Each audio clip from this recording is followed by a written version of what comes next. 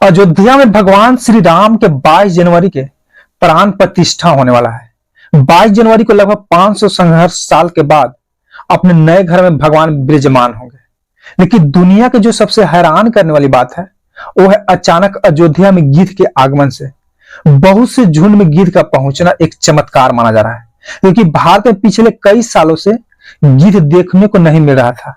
लेकिन 22 जनवरी को भगवान श्री राम के प्राण प्रतिष्ठा होने वाला है, इसलिए कई साधु संतों का कहना है कि ये गिद्ध नहीं बल्कि साक्षात जटायु के रूप है। जिस तरह से अभी अयोध्या में गिद्ध का झुंड पहुंच रहे हैं, इस तरह का झुंड भारत में 1990 से 2000 तक गिद्धों का झुंड देखा गया है।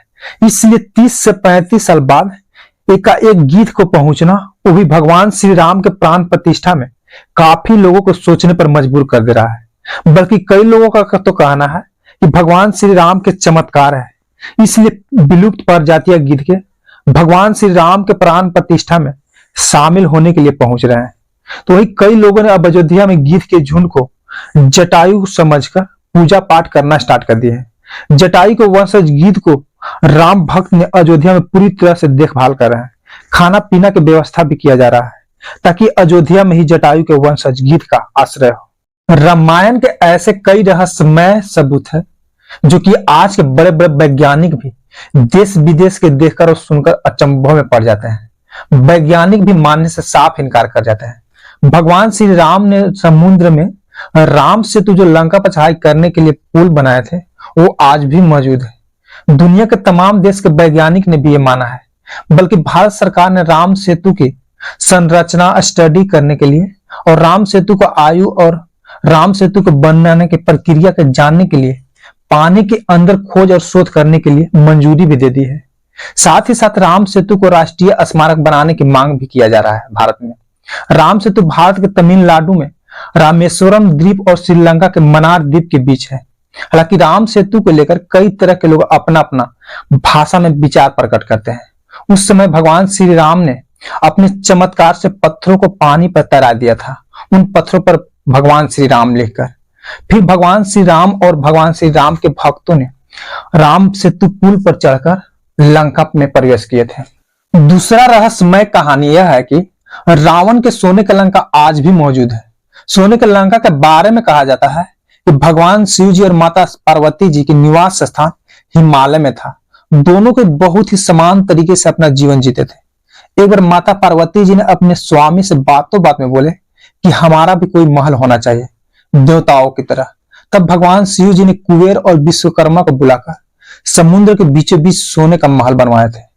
सोने के महल को देखने के लिए लोग कोसों दूर से आते थे। सोने के महल के चर्चे काफी दूर दूर तक फैले हुए थे। एक बार रावण उसी रास्ते से गुजर रहा था तो सोने के महल को देखकर मोहित हो गया था। रावण के मन में लालच आ गया था और फिर बस रावण ब्राह्मण को भेष धारण करके शिव जी के पास गया था और फिर सोने के महल को दान में मांग लिया था। रावण ने धोखे से सोने के लंका को हथिया लिया था। लेकिन जब बाद में माता पार्वती जी के पता चलता है कि रावण धोखे से छल कपट से सोने के लंका को हथिया लिया है, तो श्राप दिए गुस्से में आकर कि एक दिन सोने के लंका आग में जलकर भस्म हो जाएगी। और हुई भी थी, जो हनुमान जी के द्वारा सोने के लंका को जला दिया गया था। त्रेता युग में भगवान श्री राम को अपने पिता दशरथ के द्वारा वनवास मिला था, तो पंचवटी में भगवान श्री राम के पंछी जटायु से मुलाकात हुई थी, जो कि जटायु भगवान श्री राम के बहुत बड़ा भक्त था। रामायण में जटायु के कई जगह पर जिक्र किया गया है। जटायु माता सीता को अपने पुत्री के समान मानते थे, इसलिए जब रावण माता सीता को अपने पुष्प विमान से हर कर ले जा रहा था तो जंगल में माता सीता चीखती पुकारती आवाज बचाओ बचाओ के आवाज सुनकर पंछी जटायु अपने प्राण को दांव पर लगाते हुए रावण से भिड़ गए थे। रावण को अपने चोंचों से कई जगह पर नोचकर घायल कर दिए थे। लेकिन अंत में रावण जटायु को अपनी तलवार से पर काट दिया था, जिसे जटायु को मौत हो गई थी। जटायु को छत्तीसगढ़ में एक बहुत बड़ा विशाल मंदिर बनाया गया है।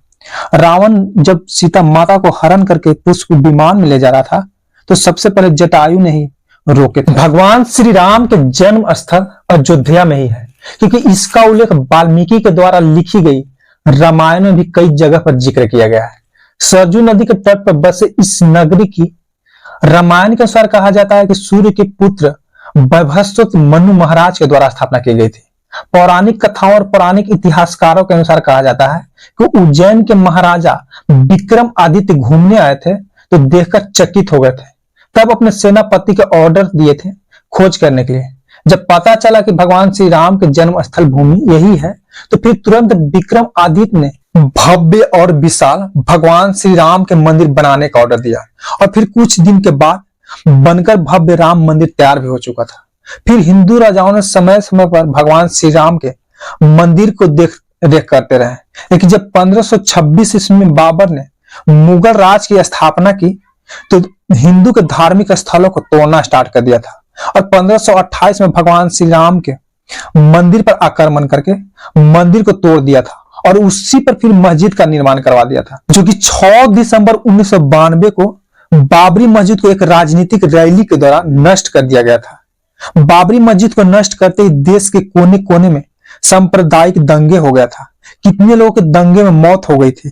हालांकि अयोध्या राम मंदिर विवाद और बाबरी मस्जिद के विवाद मामला सुप्रीम कोर्ट में कई वर्षों से पेंडिंग में थी, लेकिन सुप्रीम कोर्ट ने 4 जनवरी 2019 के मामला का फैसला लिया और एक लंबी लगातार दोनों पक्षों के दलील और सबूत को सुनते हुए सुप्रीम कोर्ट ने 9 नवंबर 2019 को सुप्रीम कोर्ट के 5 जज वाली बेंच ने ऐतिहासिक फैसला सुनाया और जो विवादित जमीन था वो सब हिंदू के पक्ष में मिल गई थी। और फिर 5 अगस्त 2020 को प्रधानमंत्री नरेंद्र मोदी के द्वारा भगवान श्री राम के मंदिर के भूमि पूजन अनुष्ठान किया गया था, जो कि 22 जनवरी को भगवान श्री राम के उसी भूमि पूजन वाली जगह में बन रहे विशाल भव्य और दुनिया के सबसे बड़े मंदिर में भगवान श्री राम के प्राण प्रतिष्ठा होने जा रहा है। अयोध्या में इस समय दुल्हन की तरह सज धज कर पूरी तरह से तैयार है। जनता देखकर अयोध्या को अचंभित हो जा रहा है। वर्ल्ड क्लास के लाइटिंग की व्यवस्था पूरी तरह से की गई है। अयोध्या में बन रहे भगवान श्री राम की मूर्ति को लेकर काफी चर्चा का विषय बना हुआ है। जो नेपाल से 2 बड़े बड़े पत्थर मंगाया गया था भगवान श्री राम की मूर्ति बनाने के लिए, तो आखिर वो पत्थर से भगवान श्री राम की मूर्ति क्यों नहीं बनाया गया और दूसरे पत्थर से क्यों भगवान श्री राम की मूर्ति बनाने के लिए फिर चयनित किया गया। कई लोगों का दिमाग में यह भी चल रहा है कि अगर दूसरे पत्थर से भगवान श्री राम की मूर्ति को बनाना था तो फिर क्यों नेपाल से वो दोनों पत्थर मंगाया गया था। लेकिन बताया गया है कि अयोध्या में रह रहे साधु संतों के द्वारा आपत्ति थी कि कलिंदी की चट्टानों को तोड़ा नहीं जाना चाहिए। तो वही दूसरी वजह है कि नेपाल से आए शोधकर्ताओं ने जांच करके बताया कि इस पत्थर से मूर्ति बनाना संभव नहीं है। फिर दूसरे पत्थर से भगवान श्री राम की मूर्ति बनाई गई है। अयोध्या में भगवान श्री राम के लिए कुल 2 एकड़ में मंदिर बन रही है, लेकिन अयोध्या में कुल 67 एकड़ जमीन श्री राम भगवान के नाम पर है। इस समय अयोध्या में साधारण बंदर ना पहुंचकर लंगूर बंदर हजारों हजार की संख्या में पहुंचे हुए हैं। लंगूर बंदर के बारे में लोगों का कहना है कि भगवान श्री राम के परम भक्त हनुमान जी की सेना भगवान श्री राम जी के मंदिर के प्राण प्रतिष्ठा में शामिल होने के लिए आए हैं।